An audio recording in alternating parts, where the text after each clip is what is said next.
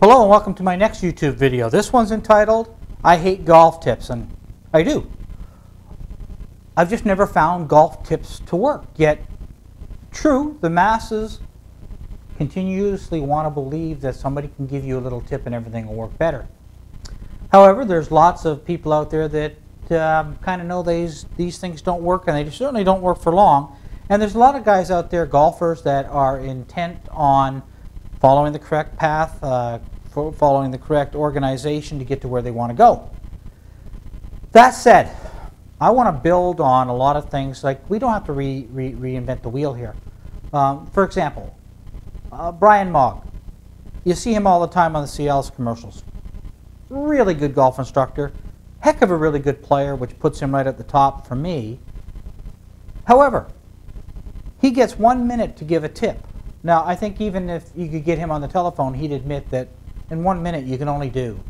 So I'm not saying for a second that what I'm about to do, or that I could do it better than he could in a minute. However, I don't have to. I've got YouTube to support, so we can build onto.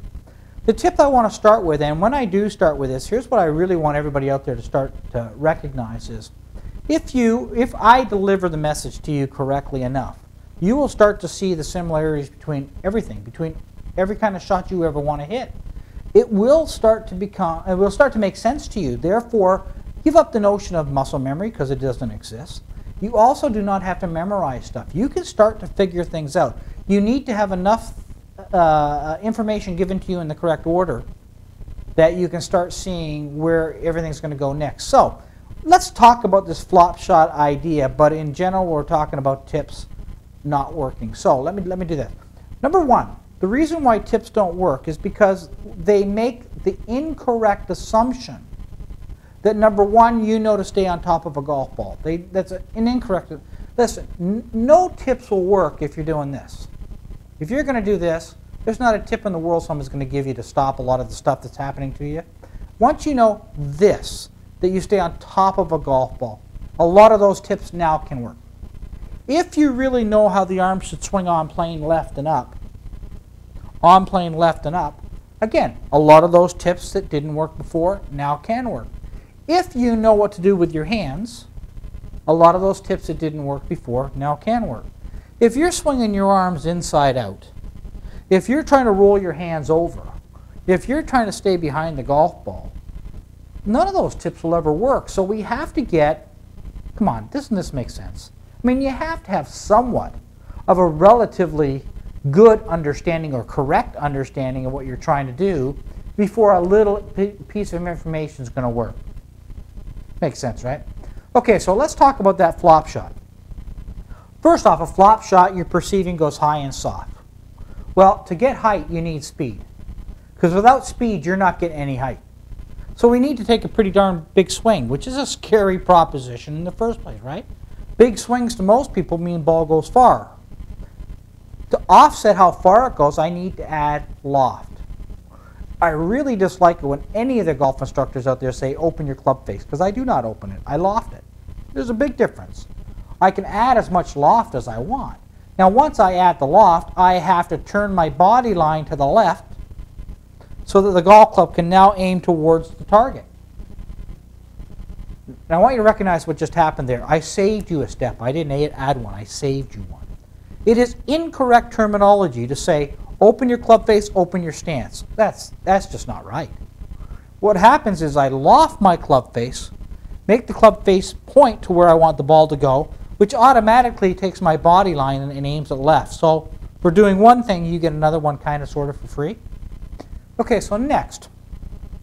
To get the golf ball to go high, now I've got my speed, bigger swing.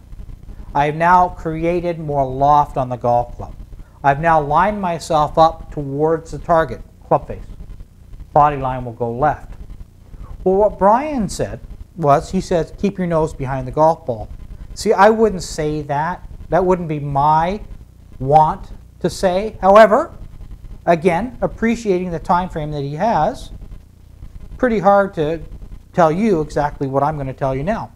My theory is almost for all shots, I want to be on top of and moving forwards. On top of and moving forwards, especially when I want the ball to go far.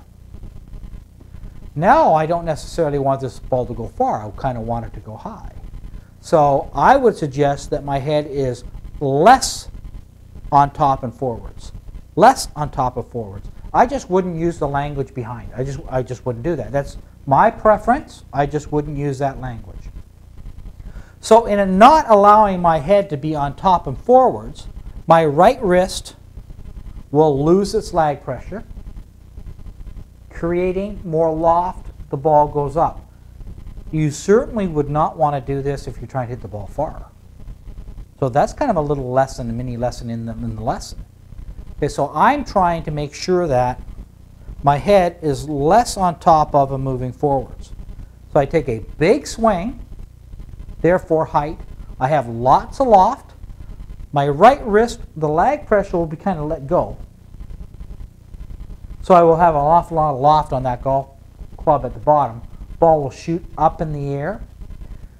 Let me tell you why I would never say stay behind the golf ball. Because if I say stay behind the golf ball, I guarantee you 65% of the people out there are going to start hitting it fat. 25% of the people are going to start hitting it thin. The truth is I'm on top and moving forwards, but when I want to hit a flop shot, I'm less on top and moving forwards. So I get the speed, and I have the loft, so I get the height without the distance. That's my lob shot. It's a pretty good lesson unto itself, but the better part about it is, as you hear more, you'll start saying, yeah, so that and that equals that. Therefore, this and this must equal that. Humans are great at correlating, but we have to get the information to you in an organized, correct manner often enough so you can start seeing the commonness of what's going on, not like every single shot is some different kind of thing. Hope you enjoyed.